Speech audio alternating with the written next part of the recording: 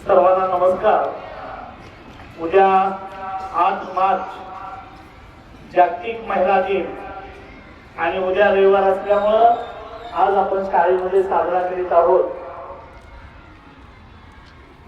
बघा, 150-200 वर्षापूर्वी मुलींची पहिली शाळा भारतामध्ये निघाली 1848 ला, आणि ती सुद्धा महाराष्ट्रामध्ये आणि आपल्या जवळच असलेल्या पुण्यामध्ये। आता या कॉलेजच्या मुलींनी नाटिकेच्या रूपामध्ये दाखवलं की स्त्री घरामध्ये स्वयंपाक करणं, घरातल्या कुटुंबातील लोकांची काळजी घेणं, याच्याबरोबरच हातामध्ये खुरपं घेऊन ती शेतामध्ये कामाला जाऊ लागली। आणि मग घर आणि शेत हेच तिचं कार्यक्षेत्र होतं। हळूहळू पुढे स्त्री शिकली आणि शिकत असताना बघा, अनेक स्त्रियांनी या महाराष्ट्रात असेल या देशात असेल आपल्या कर्तृत्वाचा ठसा उमटवलेला आहे।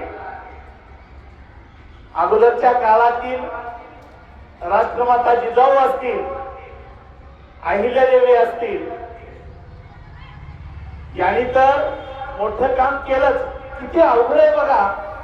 अहिल्यादेवी होळकर एका बाजूला पतीचं निधन झालंय, दुसऱ्या बाजूला त्या काळामध्ये सती जाण्याची परंपरा होती आणि पुढे जाऊन सासऱ्यांचेही निधन झालंय। एकटी पडलेली असताना मी एकटी नाही तर माझ्या बरोबर असणारे हे सैन्य आणि सेना यांचं मी पालकत्व घेतलं पाहिजे। आणि त्या काळामध्ये हातामध्ये तलवार घेऊन घोड्यावर बसून अहिल्यादेवी शत्रूंशी 2 हात करायला सज्ज झाल्या। या स्त्रिया आपला नसून सबला आहेत हे दाखवण्यासाठी राष्ट्रमाता जिजाऊ पुढे आल्या। माझे पती परदेशात शिकतायत, मला इथं हाल अपेक्षा जरी आल्या तरी हरकत नाही, परंतु माझे पती शिकले पाहिजेत, म्हणून माता रमाईंचा त्याग आपल्याला माहित आहे। एका बाजूला इकडे असणारे आपले पती छत्रपतींचं निधन झालंय आणि मग त्या जनतेला कोण कैवारी, म्हणून महाराणी ताराराणी हातामध्ये तलवार घेऊन घोड्यावर बसून आपल्याला लढण्याचे अनेक उदाहरण आहेत। लक्ष्मीबाई असतील, इतिहासामध्ये अनेक स्त्रिया होऊन गेल्या। आणि मग स्वतंत्र भारतामध्ये सुद्धा इंदिरा गांधी असतील, अंतराळवीर कल्पना चावला असतील, परदेशामध्ये त्या काळात जाऊन शिक्षण घेणारे आनंदबाई जोशी असतील, त्या नाटिकेच्या रूपात अनेक स्त्रियांची रूपं आपल्याला दाखवली। अगदी परवाच्या ऑपरेशन सिंदूर पर्यंत आज देशाच्या राष्ट्रपती एक आदिवासी महिला लक्षात घ्या। महिलांनी जर मनात आणलं तर काय करू शकतात याचं हे मूर्तिमंत उदाहरण आहे।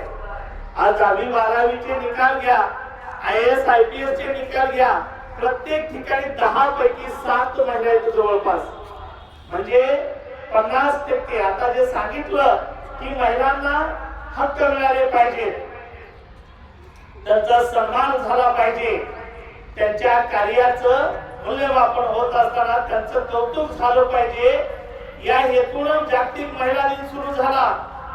पण आज परिस्थिती काय आहे?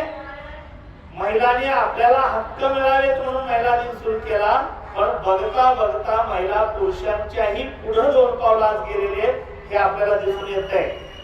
आज महिलांचे आरक्षण 50% जरी असलं तर प्रत्येक क्षेत्रामध्ये महिला आता 75% पेक्षा पुढे आहेत। बुद्धिमत्तेत कुठं कमी नाही। आणि हे सगळं होत असताना घरातल्या जबाबदाऱ्या सुटलेल्या नाहीत। आज आम्ही पुरुष मंडळी बघा, सकाळी उठलो, आंघोळ केली, पत्नीने दिलेला चहा पिलो आणि लगेच शाळेला आलो। पण या ज्या महिला शिक्षिका आपल्याकडे आहेत त्यांची परिस्थिती तशी आहे का? नाही। घरातल्या पुरुषांच्या अगोदर कमीत कमी तासभर उठावं लागेल, स्वतःच आवरावं लागेल, माझ्या बरोबर घरामध्ये असणारी सासू असेल, सासरा असेल, पती असेल, यांच्यासाठी नाश्ता असेल, स्वयंपाक असेल, हे करावं लागेल, मुलांच्यासाठी डबा करावा लागेल। ह्या जबाबदाऱ्या स्त्रीला सुटलेल्या नाही।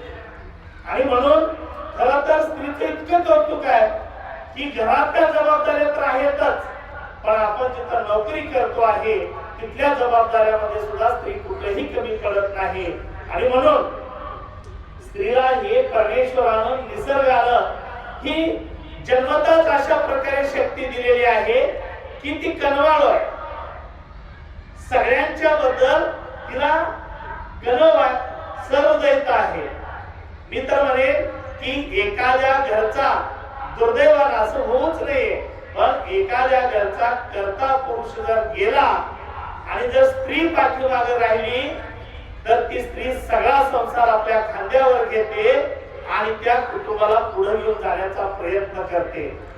पण दुर्दैवानं त्या संसारामध्ये जर स्त्रीची संगत अर्ध्यातून सुटली आणि जर पुरुष मागे राहिला तर ते कुटुंब दुर्दैव अवस्थेत गेलेलं अनेक उदाहरणं आपल्याला आहेत. आज आपण मराठवाडा विदर्भामध्ये बघतो आहे की कर्जबाजारीमुळं अनेक शेतकरी आत्महत्या करतायत. कर्ज झालं, आता जगायचं कसं हा त्यांच्या पुढचा प्रश्न आहे. पण त्यांनी हाही विचार केला पाहिजे, मी जिवंत असताना कर्ज झालं म्हणून मी मृत्यू जर पडलो तर माझ्या पाठीमागे माझी पत्नी हे कसं सांभाळू शकेल. पण दुर्दैवाने हे होत आहे आणि मग हा दुःखाचा डोंगर सोसत सुद्धा ती स्त्री तो संसार पुढे आणते. आपला मुलगा शिकला पाहिजे, मुलगी शिकली पाहिजे, आपल्यासारख्या आयुष्यामध्ये तिच्या कष्ट आणि दुःख नको आहे यासाठी ती स्त्री धडपडते. आम्हाला अभिमान आहे, आमच्याकडे सुद्धा अशा अनेक माता पालक आहेत की ज्यांच्या पतीची साथ अर्ध्यातून सुटलेली आहे. त्या भले धुणभांडी करतायत, पण माझा मुलगा शिकला पाहिजे, माझी मुलगी शिकली पाहिजे, ती मोठी झाली पाहिजे हे स्वप्न बघून ते धडपड आहे आणि त्या धडपडीला त्यांचा आपला सलाम आहे. आणि म्हणून का महिला दिन साजरा करायचा तर महिलांच्या प्रती आदर व्यक्त करण्यासाठी. महिलांना समान नव्हे, आपल्या त्या पुढे गेले ते समान हक्क आपण देणारे कोण, कारण त्यांनी ते हिसकावून घेतलेले कर्तृत्वाच्या जोरावर आणि ज्याचं कर्तृत्व असतं तो माणूस पुढे जातोच. आणि म्हणून महिलांना ह्या निसर्गताच मिळालेल्या देणग्यांचा त्यांनी चांगल्यासाठी उपयोग केला आणि म्हणूनच त्या महिलांच्या प्रती आदर व्यक्त करण्यासाठी म्हणून हा दिवस साजरा केला जातो. आपल्या शिक्षण संकुलामध्ये सुद्धा अनेक महिला शिक्षिका कार्यरत आहेत. त्या सर्व महिलांना मी शिक्षक दिनाच्या मनपूर्वक शुभेच्छा देतो. आपलं कर्तृत्व असंच उजळत राहू द्या आणि आपल्या घराची जबाबदारी सांभाळत असताना, आपल्या घरातील मुलांची जबाबदारी सांभाळत असताना ही शाळेतील मुलं सुद्धा आमच्या मुलाप्रमाणेच आहेत. हे फक्त आमचे विद्यार्थी नाहीत तर ती आमची मुलं आहेत.